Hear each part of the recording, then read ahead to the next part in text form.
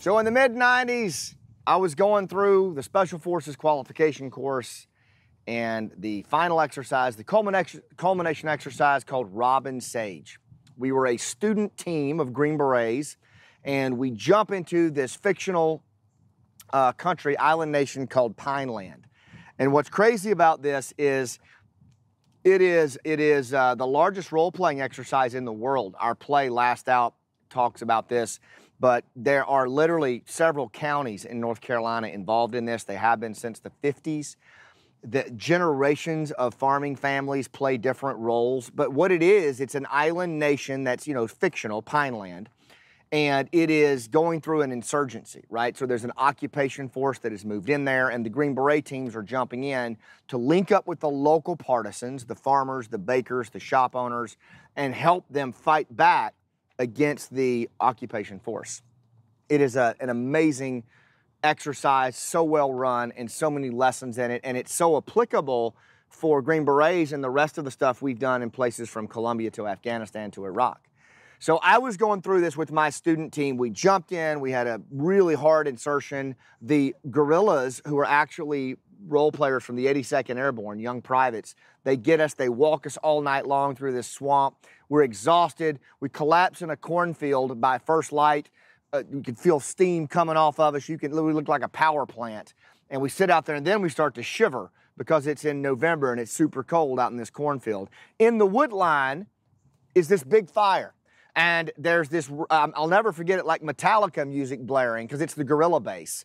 And the guerrilla chief is in there, and then all the little role players are dancing around the fire. It looks like Lord of the Flies as we're watching this in there. And it looks so warm, so inviting. And we know that that is where our mission is. That's where we've got to get if we're going to advise this guerrilla force against the enemy. Plus, we're freezing our butts off, and it's warm in there. The only problem was we had not established rapport. We had not established rapport with those locals that would allow us to get out of the cornfield and into the wood line by the fire. So that's what we had to do. And I remember as the team leader, it was my job to go into the wood line. They came and got me, meet with the guerrilla chief, and, you know, establish some kind of rapport where he would invite us into his base camp and take a chance on us. Well, the first couple of times, invariably, he'd ask me a question about Pineland. I'd mess it up.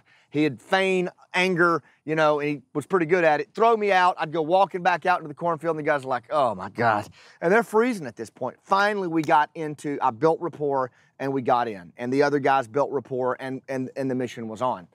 But I never forgot that. Like that stark contrast between the cornfield and the wood line and what it takes to establish rapport, I think is true for all business leaders, all entrepreneurs, right? Anyone who has to deal with people, we are always faced with situations where we have to establish rapport, right? And rapport is that initial connection that is a harmonious relationship where two parties understand each other and connect.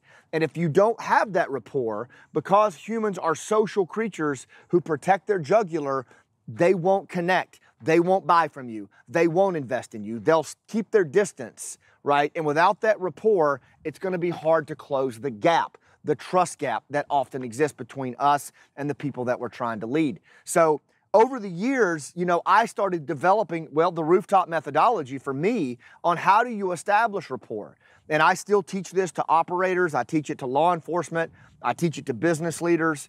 And you've got to be able to establish and build rapport no matter what your line of work is, no matter what your discipline is. And I think the enemy in all of this is lack of preparation, lack of training. Like if you were to ask me, why are certain organizations in the military not good at rapport?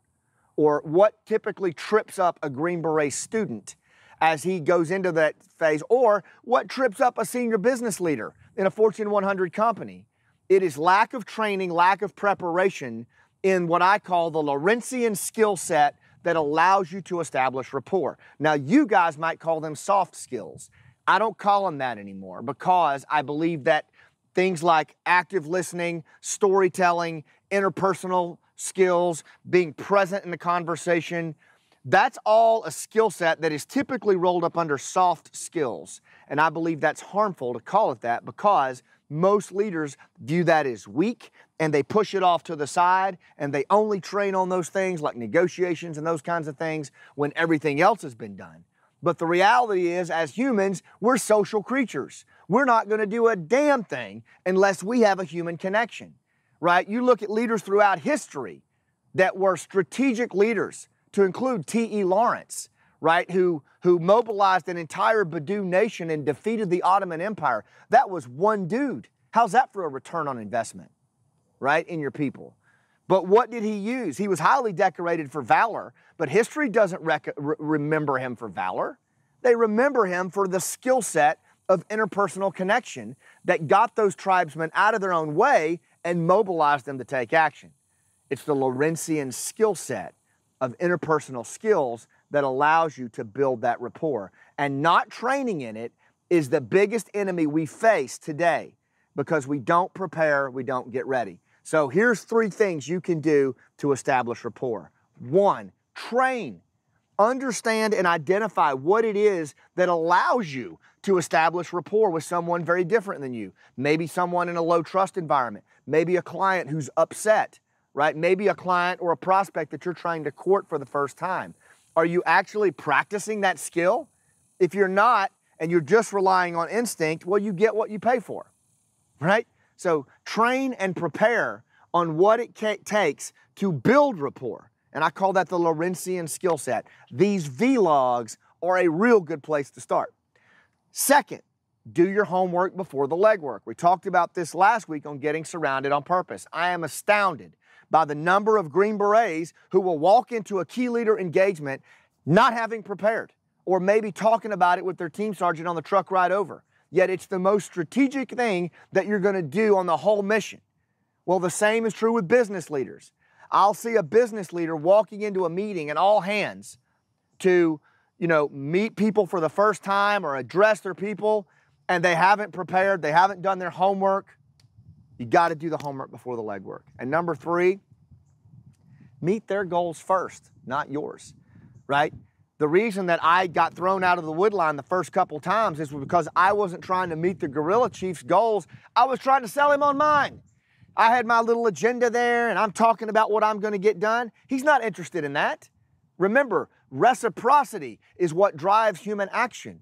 And I'm not going to feel a reciprocal obligation to do something unless I feel like you get me, unless I feel like you're going to meet my goals. So whether it's a negotiation for a 6-figure deal or a job or talking to your kids about coming home from time on curfew, meet their goals, then yours. Stuart Diamond talks about this in his book, Getting More, and it's brilliant and it works, but you got to practice. Train on the Lawrencian skills, homework before the legwork, meet their goals, not yours. Those are 3 great ways to build rapport. Get yourself out of the cornfield and into the wood line where you can start to be relevant, where you start to have the initial connections. But that's just the beginning, because now we've got to build a relationship. Rapport is one thing. Relationships that ultimately culminate in loyalty, where people will stand shoulder to shoulder with you even when you make a mistake. That's rooftop leadership. That's what we do. If that sounds interesting to you, then you should definitely keep watching these vlogs, and you should come to our Rooftop Leadership Live, October 4th through 6th at Cedar Kirk.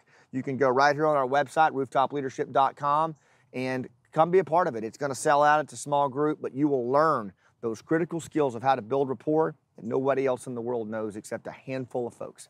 So thanks for what you do, and I'll see you on the rooftop.